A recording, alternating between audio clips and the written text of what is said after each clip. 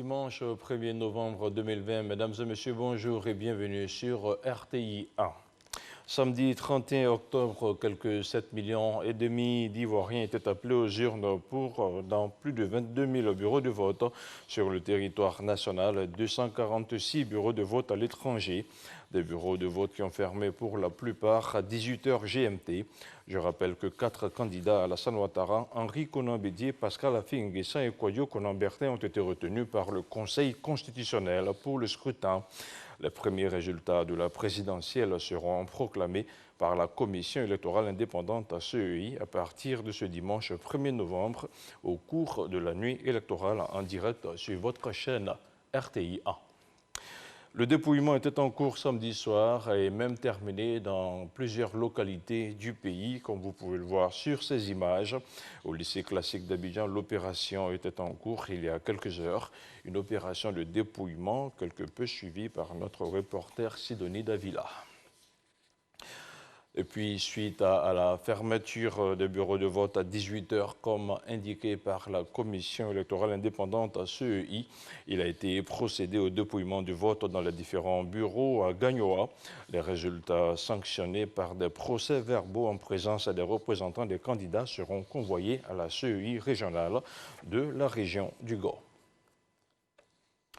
Quelques instants plus tôt, le candidat Alassane Ouattara avait voté au lycée Sainte-Marie de Cocody. Le chef de l'État s'est dit heureux d'accomplir son devoir citoyen. Il a saisi l'occasion pour appeler au bon sens des Ivoiriens afin de permettre à la Côte d'Ivoire de poursuivre son progrès dans la paix. On regarde avec Jérôme Kofi Aboulan. J-0 ce samedi 31 octobre 2020, jour de l'élection présidentielle en Côte d'Ivoire. Une autre occasion pour les Ivoiriens de s'offrir un nouveau président de la République. C'est quelques minutes seulement après son arrivée au lycée Sainte-Marie, dans son bureau de vote aux environs de 11h15 que le président de la République, Alassane Ouattara, glisse son bulletin dans l'urne. Son épouse Dominique Ouattara, à ses côtés, lui emboîte aussitôt le pas. En tant que premier citoyen ivoirien, le chef de l'État saisit l'opportunité du vote qu'il vient d'effectuer pour en appeler à la mobilisation de ses concitoyens, leur demandant de se rendre massivement aux urnes dans la perspective d'une élection crédible qui doit permettre à la Côte d'Ivoire de poursuivre son progrès en toute quiétude. Je viens d'accomplir mon devoir civique.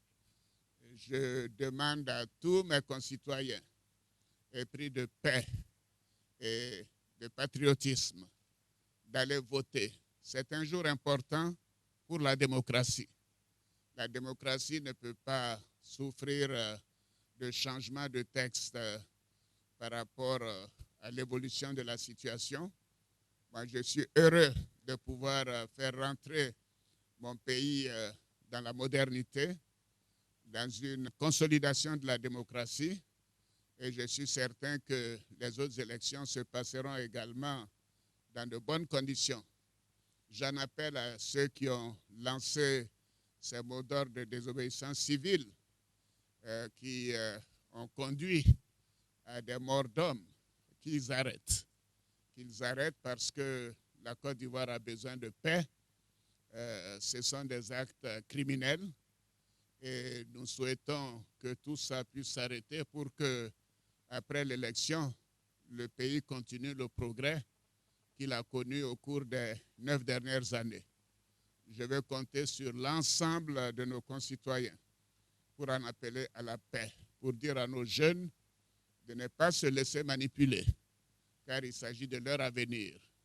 Et ils verront que si je suis élu, le programme de gouvernement que j'ai donc proposé à nos concitoyens sera un programme axé sur l'emploi des jeunes. Donc je dis aux jeunes, faites-moi confiance, nous avons un beau pays, les choses se passent bien et continuez d'avoir confiance en l'avenir. Si le président Alassane Ouattara aspire à l'occasion de cette élection à un autre mandat présidentiel à la demande de nombre d'Ivoiriens, ne serait-ce que pour lui de voir une fière chandelle au regard de ses actions bénéfiques, il est évident qu'en venant accomplir son devoir civique, Il entend jouer la bonne carte en vue de sa victoire. Affirmant être heureux d'avoir voté, l'air optimiste que le chef de l'État affiche quand il sort du lycée Sainte-Marie de Cocody semble indiquer que le renouvellement de la confiance des Ivoiriens à son égard n'attend plus que le temps de la proclamation des résultats. L'autre candidat, Kwadwo Konan-Bertin, était dans le Lodjibois. C'est à Lakota que le candidat indépendant a glissé son bulletin dans l'urne. Kakabe a marqué sa satisfaction malgré les difficultés rencontrées durant la campagne. Il s'est dit confiant pour la suite du scrutin. On regarde son vote avec Franck Kwadwo. Lakota, il est 11 h. Le candidat Kwadwo Konan-Bertin arrive au lieu de vote. Nous sommes au groupe scolaire ancien dispensaire, au bureau 3. Il sacrifie au rituel les différentes étapes avec les assesseurs, le passage par l'isoloir et le moment attendu, l'acte de vote. Le bulletin est posé dans l'urne. Vive la démocratie. Le candidat indépendant marque sa satisfaction. Ce scrutin est selon Kwadwo Konan-Bertin l'expression du jeu démocratique. J'ai 52 ans aujourd'hui et c'est la première fois que je vote sur la terre d'Alaba Mambé, mon grand-père. C'est la première fois que je vote sur la terre de ma mère, Guizot Delphine.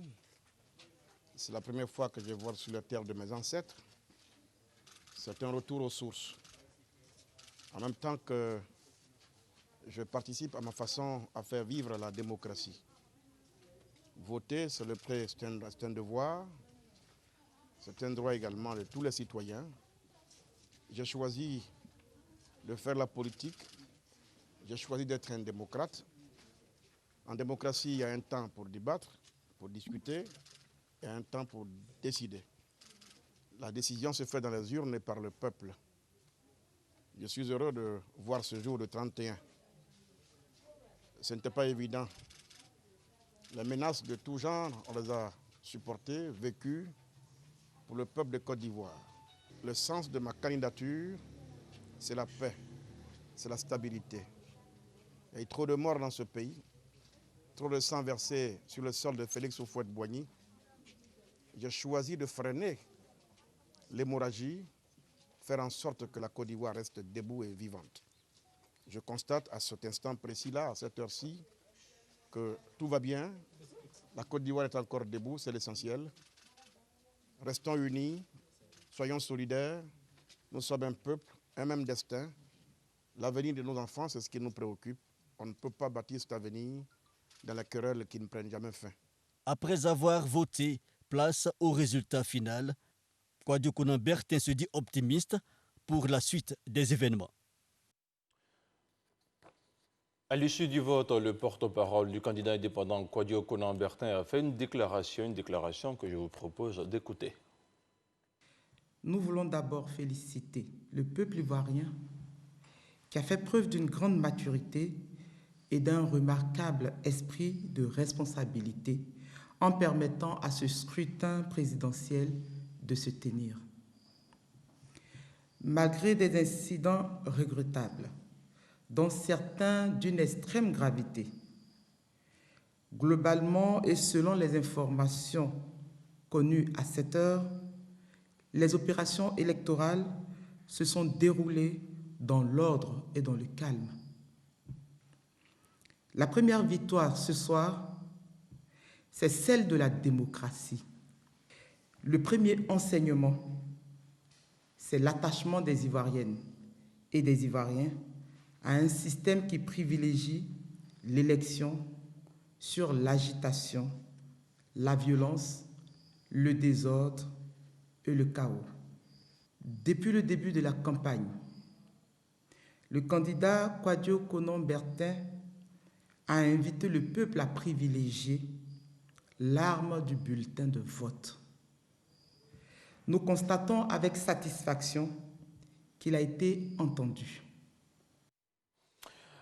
Le porte-parole du RHDP, sinon le directeur exécutif du RHDP, plutôt, s'est lui aussi prononcé au cours d'une conférence de presse. Adama Bictogo a salué le sens de la responsabilité de la majorité qui s'est exprimée. On l'écoute.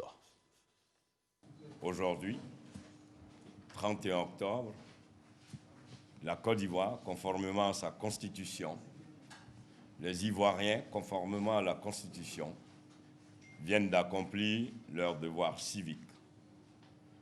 Nous avons noté pour cette journée que les Ivoiriens, épris de paix, convaincus que le projet de société du président Alassane Ouattara, notre candidat, que la conjugaison de ces deux éléments était donc suffisant pour que les Ivoiriens, dans leur grande majorité, s'invitent donc ce jour pour aller donc accomplir leur devoir civique. Nous voudrons à cet instant précis, alors que les bureaux de vote viennent de fermer, saluer cet esprit de civisme, mais saluer cette grande maturité, mais surtout cette ferveur, cette volonté populaire qui s'est exprimée aujourd'hui. Aujourd'hui, la Côte d'Ivoire vient de montrer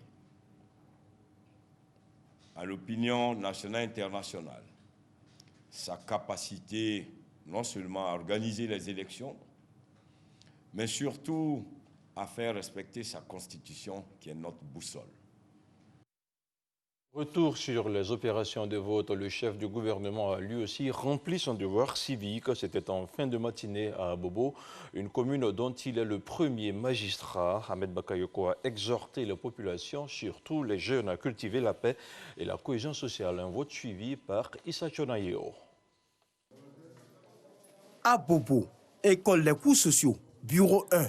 C'est ici que le Premier ministre Ahmed Bakayoko, par ailleurs maire de la commune d'Abobo, a accompli son devoir citoyen. On nous avait annoncé l'apocalypse, mais la Côte d'Ivoire est toujours là et les Ivoiriens sont toujours au rendez-vous de la paix, sont toujours au rendez-vous de la construction d'un pays sérieux. J'invite tout le monde à aller voter. C'est un droit fondamental, un droit citoyen. C'est là que vous donnez onction à la gouvernance pour les 5 années à venir. C'est là que votre point de vue compte. En dehors du droit de vote, qui est ce droit fondamental, tout le reste n'est pas d'expression démocratique. Donc je demande que ceux, surtout nos jeunes, qui ont été dans certaines contrées manipulés pour perturber le vote, que cela s'arrête. Pour les habitants de cette commune, il était important pour chacun d'entre eux d'aller choisir son candidat. Tout ce qu'on peut souhaiter à ce pays-là, c'est la paix. Parce que s'il n'y a pas la paix là, on ne peut pas vaquer à nos occupations. Dans la commune d'Abobo, les populations ont accompli leur devoir civique dans le calme et la sérénité, sous la surveillance des forces de l'ordre. Et pour aider à l'accomplissement de l'acte civique, les forces de défense et de sécurité ont été déployées sur l'ensemble du territoire national. 35 000 hommes de policiers, des gendarmes, mais également des militaires ont été présents sur le terrain pour sécuriser le scrutin à Boussanogo. Les forces de défense et de sécurité ont marqué leur présence sur le terrain. Déployées dans toutes les villes du pays et dans les lieux de vote, elles ont concouru au bon déroulement du scrutin. En effet, les dispositifs de la police, de la gendarmerie et de l'armée ont permis d'affirmer la complémentarité entre ces trois forces. Une présence donc sur le terrain qui a non seulement permis de sécuriser le processus électoral, mais de rassurer l'ensemble des électeurs et dissiper leurs craintes, ce en leur permettant d'exercer leurs droits civiques en toute sérénité. Dans certains lieux de vote, tant à Abidjan qu'à l'intérieur du pays, notamment à Daloa et à Korogo, les forces de l'ordre ont tenu à aider les électeurs à accomplir cet acte citoyen. Ici, dans la commune de Yopougon, plus précisément dans le village de Kouté, des individus qui ont essayé d'empêcher le déroulement du scrutin ont été dispersés. Certains ont été interpellés avec des armes blanches. Les forces de défense et de sécurité dotées de moyens conséquents ont réussi à maintenir l'ordre et à garantir la sécurisation du scrutin. Une sécurisation qui s'inscrit dans le cadre de l'opération Barrissement de l'éléphant. Dans l'actualité internationale, les Émirats arabes unis ont annoncé cette semaine leur intention d'ouvrir prochainement un consulat à La Ayoune, dans le Sahara occidental. L'émir d'Abu Dhabi en a informé le souverain marocain Mohamed VI lors d'un échange téléphonique. Les Émirats seraient ainsi le premier pays arabe à franchir ce pas après plusieurs pays africains. Le Maroc adopte depuis 2019 une diplomatie des consulats pour renforcer son pouvoir sur ces provinces du Sud disputées avec le Polisario. Depuis 1975, date de départ de l'occupant espagnol, des consulats de 15 pays africains sont désormais présents dans le Sahara occidental. Et puis en Algérie, transféré mercredi en Allemagne pour des examens médicaux approfondis après avoir été admis dans un hôpital militaire à Alger. Le président Abdelmajid Tebboune est bien atteint du Covid-19, ce qui faisait objet de rumeurs jusque-là a été confirmé vendredi par la diplomatie saoudienne via un tweet. Le 24 octobre dernier, le président élu en décembre dernier, à l'issue de la contestation populaire qui a eu raison d'Abdelaziz Bouteflika, s'est isolé volontairement suite à la découverte de cas Covid-19 parmi les cadres supérieurs de la présidence, a réagi Alger. Le pays, qui connaît un relâchement, recense actuellement plus de 57 000 cas et 1940 décès. Et voilà, c'est tout pour ce 6h30. Merci à vous tous de l'avoir suivi. Restez surtout sur RTI 1. L'information continue sur le www.rti.ci.